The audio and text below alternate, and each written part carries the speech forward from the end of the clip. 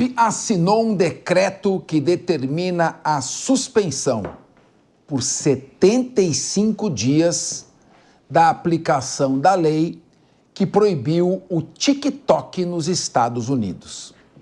A lei impõe que a ByteDance, que é a dona da plataforma, precisa vender essa rede social sob pena de proibir o aplicativo no país. O TikTok chegou a parar de funcionar nos Estados Unidos no último sábado. 170 milhões de americanos protestaram na mesma hora. Então, o serviço acabou retomando, mesmo depois do Trump prometer que atrasaria a proibição. De acordo com o governo, essa pausa de 75 dias quer dar tempo à nova administração para buscar uma solução que proteja a segurança nacional e, ao mesmo tempo, salve a plataforma. Luca Bassani está aí conosco. Eu queria ouvir você quais são os riscos à segurança nacional dos Estados Unidos que o TikTok representa e, nesse prazo de 75 dias, poderíamos dizer que começou o tic-tac para o TikTok? Exatamente, Capês. Começou o tic-tac para o TikTok por conta desta lei que prevê o capital americano sendo injetado nesta empresa, ou a venda, de fato, do TikTok através da ByteDance para uma empresa americana para que possa operar legalmente dentro dos Estados Unidos. Por ser uma empresa chinesa, ela tem, obviamente, grande participação do Partido Comunista Chinês, do governo chinês, e a gente sabe como acontecem de maneira bastante frequente o vazamento de informações privadas de vários usuários em diversas redes sociais. Isso não acontece apenas no TikTok, mas acontece no Facebook, já aconteceu no WhatsApp, no Instagram, em diversas outras plataformas do Ocidente. Imagine na questão oriental, no governo chinês, que tem um interesse geopolítico em países que estão em uma posição antagônica à China. Exatamente por isso que é colocado como uma prioridade da segurança nacional, mas aí há contradição do discurso de liberdade de expressão absoluta que foi defendido por Donald Trump ao desregulamentar várias dessas redes sociais, inclusive apoiando essas iniciativas, seja dentro da X, do X, que pertence agora a Elon Musk, um dos membros do seu governo, seja agora também recém-anunciado por Mark Zuckerberg do WhatsApp, Instagram e Facebook, que vai remover as checagens automáticas, que removia conteúdos e contas de determinados usuários. Então, para manter esta mesma linha de forma consequente, a liberdade de expressão sendo então defendida a todos os seus limites, pelo menos na visão do novo governo norte-americano, proibir um dos aplicativos mais populares seria uma grande contradição. O TikTok tem mais de 170 milhões de usuários em todo o mundo, a maior parte dos seus usuários está nos Estados Unidos, também tem no Brasil, uma plataforma que inclusive é utilizada de maneira com muito talento pelos apoiadores políticos de Donald Trump para disseminar suas ideias, a sua ideologia mais conservadora, anti-woke, e que tem no TikTok a sua própria audiência. Então,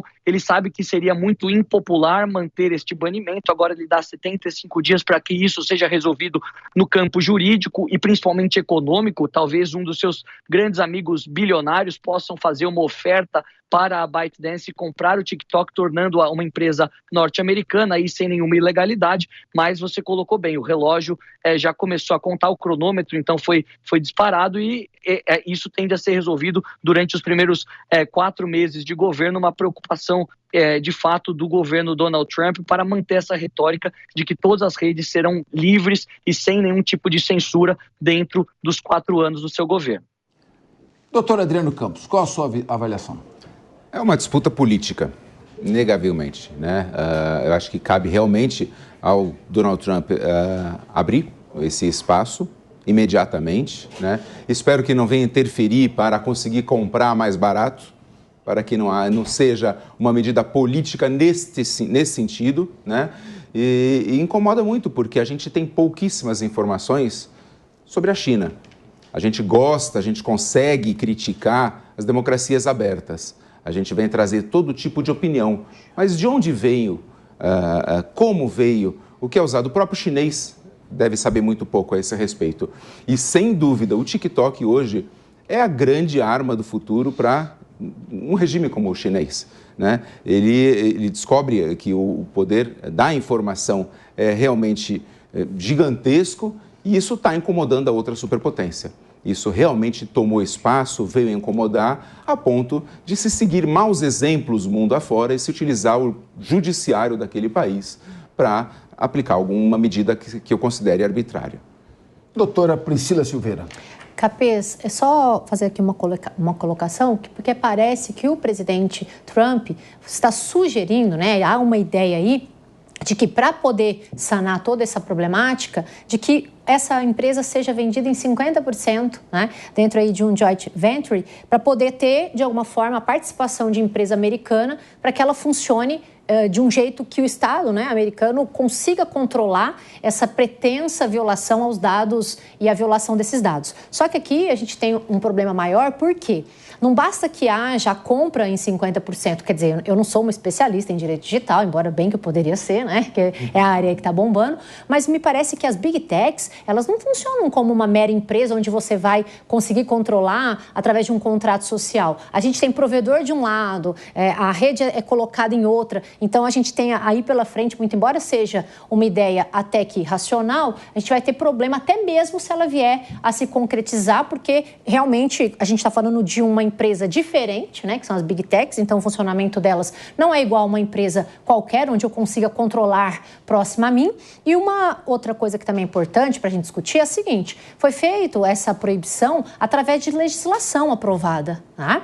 E aí, isso em abril de 2024. Então agora ele solta esse decreto, eu acho que vai haver aí um outro problema, que é com relação a ser possível ou não, através de um mero decreto, ter esta proibição e ou até mesmo que a atividade se mantenha perante, né, os Estados Unidos. E uma última coisa também que aqui é importante, o próprio presidente da ByteDance disse que não há coleta de dados sigilosos, né? Mas a gente precisa dizer que os Estados Unidos, com relação à colheita probatória de dados, é um país que, né, tem aí uma maior polícia, um maior entendimento, se é que a gente pode dizer, com relação ao que é feito dentro dos seus dados. E para que eles afirmem e para ter passado por uma legislação, eu não acho que fizeram isso a qualquer modo, dizendo que há, de fato, né, essas coletas de dados sigilosos, sendo que eles não tenham sido feitos. Então, a gente vê aí mais problemas pela frente. E, por fim, não menos importante, a gente precisa lembrar que a gente tem 170 milhões de usuários. E desses 170 milhões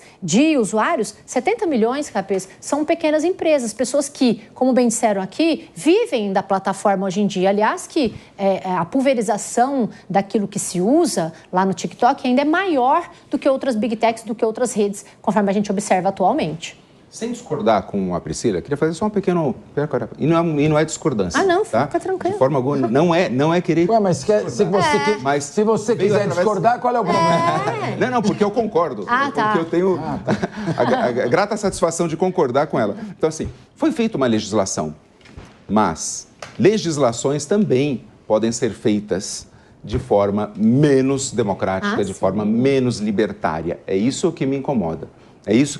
Então, se lutamos pela grande praça pública, que é hoje o mundo digital, eu luto pelo direito de todos ali, até os que me incomodam. Sim. Até os que estão na nova cortina de ferro que é a chinesa. Uhum. Agora, meu querido Sérgio Marques, suponhamos que a empresa não cumpra aquilo que foi determinado pelo Donald Trump. A China falou, eu passar meu TikTok para vocês, jamais. Uhum. Aí, então, será que vão brigar com 170 milhões numa democracia em que o presidente depende do voto para se eleger? Vão brigar e vão banir o TikTok? O que você acha que vai acontecer? Bom, são 170 milhões de usuários. O que representa 170 milhões de usuários nos Estados Unidos? Metade da população. Uhum. Metade da população. Grande parte dos usuários também, além de empresas, são jovens. E no discurso de assunção do Trump, ele acabou falando justamente sobre liberdade. Ele falou assim, trazer de volta a liberdade de expressão.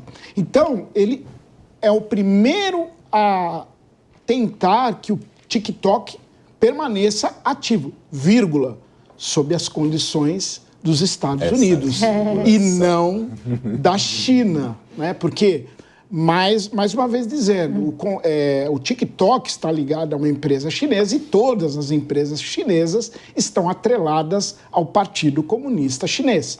Logo, não importa só o lucro, mas sim importa também razões de ordem política. E o TikTok pode ser utilizado para alteração de condutas desses jovens americanos. Então, o problema aqui não está no funcionamento do TikTok, mas sim quem vai controlar a TikTok. Apenas isso. Vai ser controlado da mesma maneira, só que não da maneira chinesa, e sim da maneira americana, porém controlado. Henrique Kriegner. Eu vejo, Capês, esse exemplo aqui do TikTok é um demonstrativo aí do que nós vamos ver com o Trump nos próximos 4 anos. Se a gente for pegar a trajetória disso, é uma jogada genial. O Trump era o primeiro a dizer nos Estados Unidos que o TikTok deveria ser banido. Ele era o primeiro a dizer que ali havia vazamento de dados, que ali era uma estratégia do governo chinês, até de uma forma ele colocava para emburrecer a população americana, ficar viciada ali naqueles algoritmos e aí então não pensar, não produzir. Essas eram falas do próprio Trump. E aí agora, por uma determinação da Suprema Corte, o TikTok foi banido e ele sai como o grande herói, que dedicou tempo para ligar para o Xi Jinping. Eles tiveram uma ligação, conversaram que ali daria certo. O CEO do TikTok fez parte da cerimônia de posse do Trump. Então, isso para mim tirando todos os aspectos técnicos aí, jurídicos também, relacionados a essa questão, que são muito importantes e interessantes, mas para mim eu fico fascinado em ver a estratégia. Como que alguém que saiu de o maior inimigo número 1 da plataforma, agora sai como o maior defensor para pegar todos os louros aí de defensor da liberdade de expressão e também da liberdade de existência dessa plataforma. Isso é uma atuação muito interessante da parte do Trump. E isso vai acontecer em outros lugares também. Ele vem com posicionamento firme em algumas causas, mas por detrás vai costurando algum tipo de acordo ou uma conexão entre líderes ou entre os cabeças para que aquilo ali, que é bastante veemente que ele tem defendido, como todas as outras pautas que ele tem levantado,